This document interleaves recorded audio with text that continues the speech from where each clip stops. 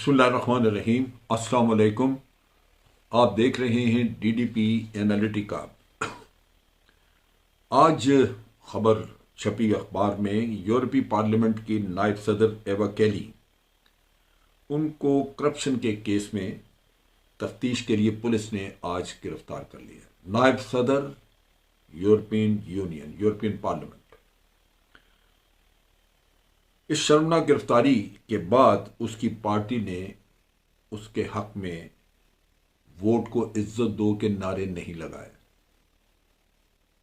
बल्कि उसकी पार्टी ने उसकी रुकनियत खत्म की और उसको पार्टी से बाहर निकाल दिया। एक हम हैं पाकिस्तान में, जहां एक एक करके माफिया के मेंबर, करप्ट लोग, जिनका दुनिया जानती है कि उन्होंने करप्शन की है, वो दूध के धुले बन के तो एक एक करके बरी होता जा रहा है, मुस्तफीद हो रहे हैं आज के इस नाजायज हुकूमत के दौर में, जिसमें कि नैब के कवानीन को अपनी ज़ात के लिए अमेंड करके एक एक को बरी करने का इंतज़ाम किया गया है। आप देखिए कि जो डेली मेल का केस था, बिल्कुल वाज़ेह है कि उन्होंने सिर्फ एक लफ्ज़ के ऊपर माजरत की, और वो भी इन्होंने, वहाँ लंदन में लोग ये बता रहे हैं कि इन्होंने पाकिस्तान से नैब से ख़त लिखवाया कि हमारे पास शहबाज शरीफ का कोई केस नहीं है। नैब के पास तो है ही नहीं, वो तो है FIA के पास था, जिसके डायरेक्टर को जो जो इन्वेस्टिगेट कर रहा था, डॉक्टर रिजवान, जिसको मरवा दिया इन्होंने। तो उसने उस पे माफ़ी मांगी कि हमने अपनी स्टोरी में ये लिखा था कि नैब में ये केस है, सो आपने, नैब ने इतला दी है गालिबन के नहीं है, तो हम इस पे माजरत करते हैं। उन्होंने ये नहीं कहा कि आपने माल नहीं खाया या आपने जलजला जदगान के लिए जो पैसा आया था वो आपने खाया नहीं, उसकी तो बात ही नहीं हुई। लेकिन ये उसी का ढोल पीट पीट के प्रेस कॉन्फ्रेंस कर रहे हैं धड़ाधड़ कि हमने नहीं खाया। उसी डेली मेल में मियां साहब के बारे में छपा था, जो उन्होंने कहा था, डेली मेल ने जो टाइटल दिया हुआ था वो था, वो पायरेट्स का था, कुछ उन्होंने नाम दिया हुआ, गालिबन मिडनाइट पायरेट्स या इस तरह का कोई टाइटल था उनका। अब ये जो पायरेट्स का खिताब मिला वहां पे, क्या वो चैलेंज किया किसी ने? डेली मेल ही था, यही अखबार था। और फिर आप देखिए कि यहां पे मुकदमात बनते हैं और सारे शवाहिद मौजूद हैं, बंदा भाग जाता है, वो उसको एक स्कॉन्डर करार दे दिया जाता है, इश्तिहारी हो जाता है। लेकिन अदालतें हैं, वो जमानतें ले लेके वापस उनको फिर दूध में उनकी धुलाई करके उनको साफ सुथरा बना के फिर वापस कर रहे हैं, और फिर वो आपको आंखें दिखाते हैं।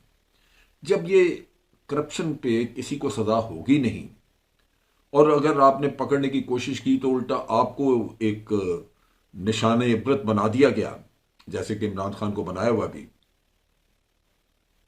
तो ये आइंदा आके बख्शेंगे? ये उनको भी, इमरान खान जैसे लोगों को भी नहीं छोड़ेंगे जो भी कहीं किसी ने तहकीकात में हिस्सा लिया, और पहले से ज्यादा करप्शन करेंगे, इसलिए कि सिस्टम उनका ताबे है। अब आज इस्लामाबाद हाई कोर्ट ने 14 दिन की प्रोटेक्टिव बेल सलमान शहबाज को ग्रांट कर दी। सलमान शहबाज एक मफरूर था, वापस आता तो आते ही FIA को चाहिए था कि उसको एयरपोर्ट पे गिरफ्तार करता, लेकिन पहले वहां से चलने से पहले 8 दिसंबर को यहां पे अदालतों को रिक्वेस्ट की सलमान शहबाज ने कि जो उसे पकड़ा ना जाए। चुनांचे अदालतों ने फौरन हुक्म दिया कि सलमान शहबाज जब पहुंचे तो उसको गिरफ्तार न किया जाए, वो खुद हाजिर हो अदालत में तो उसकी बेल ली जाएगी। सो अदालत में आने पे 14 दिन की बेल। अब ये बड़ी सीधी सी बात है कि बेल हो गई और FIA की जात से वो बाहर है, सो आज़ादी है, जो जी चाहे आप करें। ये प्रोटेक्टिव बेल है और एफआईए को मना कर दिया गया है कि वो इनको अरेस्ट न करें। सलमान शहबाज 2018 से मफरूर था और मनी लॉन्ड्रिंग के केसेस जिनका ये हिसाब नहीं दे सके। आप सोचिए कि ये वो लोग हैं जो आपको आंखें दिखाते हैं और फिर कहते हैं कि जी हमारे साथ दुश्मनी की गई। एक छोटी सी मिसाल इनकी, शहबाज शरीफ के दामाद अली इमरान, वो बाहर बैठे, वो भी आएगा भी। वो जब आएगा वो भी इसी तरह उसकी भी धुलाई हो जाएगी और वो आपके सर पे नाचेगा। उसका जो किस्सा है वो जो नैब बताता है, नैब का जो लाहौर का डीजी था वो बताता था, उसने उसकी तहरीर थी और ये जावेद चौधरी ने तहरीर भी लिखी हुई थी कि जब उसका केस चेक किया तो उससे उसको बुला के नैब ने पूछा कि ये तुम्हारे अकाउंट में साफ पानी स्कीम जो शहबाज शरीफ चला रहे थे, साफ पानी स्कीम, उससे तुम्हारे अकाउंट में 48 करोड़ रुपए किस काम के लिए आए, क्यों आए। और ये अकाउंट का उनको हिसाब किताब भी दिखाया गया कि ये तेरे अकाउंट में आए हुए हैं। तो अली इमरान ने जवाब दिया कि जी ये मेरा प्लाजा है जो कि इन्होंने किराए पे लिया है और उसका एडवांस किराया मुझे 48 करोड़ रुपया दिया गया। नैब का डीजी कहता है कि मैं अगले दिन टैक्सी करा के तो प्लाजा देखने के लिए चला गया। जब प्लाजा जाके देखा तो वो बिल्कुल नामुकम्मल अभी जेर तामीर था और उसका नैब के डीजी का अंदाजा यह था कि ये अगले 3 साल में भी मुकम्मल नहीं होगा। वो इतना 5-6 मंजिला प्लाजा और काम बहुत रहता है। नतीजा ये कि उन्होंने अगले दिन फिर अली इमरान को बुलवाया। जब बुला के उससे पूछा, उसे कहा कि भाई तुम तो कह रहे थे कि किराया, तो किराया किस बात का, वो तो जगह ही तुम्हारी अभी तैयार नहीं, वो तो तुम्हारा जो प्लाजा है वो तो पता नहीं अगले 2 साल में 3 साल में तैयार होगा, तो ये पैसे तुमने किस काम के लिए लिए। अब वो जब उसको नैब ने ये कहानी सुनाई तो उसके पास जवाब कोई नहीं था। होना तो ये चाहिए था कि नैब उसी वक्त अरेस्ट करता है, लेकिन अरेस्ट करते भी तो तब भी बिल आखिर तो छूटना ही था। पर सूरत नैब के डायरेक्टर ये कहते हैं कि अगले दिन हमने जब पता कराया तो पता चला कि अली इमरान दुबई भाग चुका है, वहां से वो इंग्लैंड चला गया। सो ये तो काम है। अब अली इमरान बाहर बैठ के वहां पे प्रेस कॉन्फ्रेंस कर रहा है, अपने वकील के साथ बैठ के बात कर रहा है इंग्लैंड से, और वो फरमा रहा है कि जनाब देखिए हमसे माफी मांग ली है डेली मेल वालों ने, ये वही पैसे साफ पानी वाले और ये पैसों की बात करते थे, मनी लॉन्ड्रिंग की।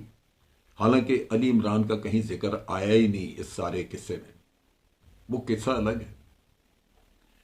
तो ये वो सूरत हाल है कि जहां मुल्क लुटा हुआ है और ये खानदान जो कि जिन्होंने लूटा है वो बेशक पीपल्स पार्टी से ताल्लुक हो या मुस्लिम लीग नून से, इनके हवारी, इनके सारे वो बैठ के तो इनकी तारीफें और इनके लिए खिदमत के लिए हर लम्हा तैयार, तभी तो इनको हिला कोई नहीं सकता, क्योंकि पूरी माफिया ऑपरेट करती है ऊपर से लेके नीचे तक। साद रफीक ने भी एक प्रेस कॉन्फ्रेंस कर डाली, उसने भी यही कहा कि जनाब हमारे ऊपर जाली केसेस बनाए गए, देखिए हम छूट गए। और फिर उसने कहा कि जी ये सारा जो अब आज हमें जो इकॉनमी का रोना रो रहे हैं हम, ये जो इकॉनमी के ऊपर तबाही मची हुई है ये तो इमरान खान 3.5 साल में कर गया। शर्म आनी चाहिए। आपने हुकूमत क्यों ली? आप शहबाज शरीफ की तकरीर में निकाल के देखें, उसने इस नो कॉन्फिडेंस के वक्त पे कहा जी हमारा और कोई मकसद नहीं, हम सिर्फ ये चाहते हैं कि जो इकॉनमी इमरान खान ने खराब की है हम उसको फौरी तौर पे ठीक करें, मैं आपसे वादा करता हूं कि हम 6 महीने में ठीक कर देंगे। और आज प्रेस कॉन्फ्रेंस करके कह रहे हैं कि हमारे पास तो पैसे कोई नहीं और IMF ने हमारे हाथ बांध दिए हैं। अब जरा सोचिए, अगर इकॉनमी का बुरा हाल था, आप ठीक नहीं कर सकते थे, आपने क्यों हुकूमत ली? हुकूमत लेनी थी आपने अपनी करप्शन खत्म करने के लिए। नतीजा ये कि मुल्क भी लुटा और आप आके मजीद बर्बाद हुआ। ये कहानी इतनी बड़ी जुल्म की दास्तान है और फिर वहीं जाती है बात कि असल मुजरम वो हैं जिन्होंने रजीम चेंज का ये सारा किस्सा मॉनिटर किया, इसको इम्प्लीमेंट किया। वो लोग हैं जो कि बाहर की कुव्वतों के आलाकार बने, सजा उनको मिलनी चाहिए, किसी और को नहीं, बाकियों को बाद में देखा जाए। तो लुटे मुल्क की एक एक कहानी ये इतनी तकलीफ दे है और दिल को इतना इससे रंज पहुंचता है कि इंसान समझ नहीं आती कि इससे पर बात करे या आंसू बहाए। बारसूरत अवेयरनेस क्रिएट करने के लिए, आवाम तक ये चीज़ें पहुंचाने के लिए ज़रूरी है कि हम वीलॉग्स बना के आप तक ये पहुंचाएं, ताकि आवाम अपने हक के लिए उठ खड़े हों। इन हुक्मरानों से कतन कोई तवक्को नहीं। अब तक के लिए इतना ही। अफवाज पाकिस्तान जिंदाबाद, पाकिस्तान पाइंदाबाद।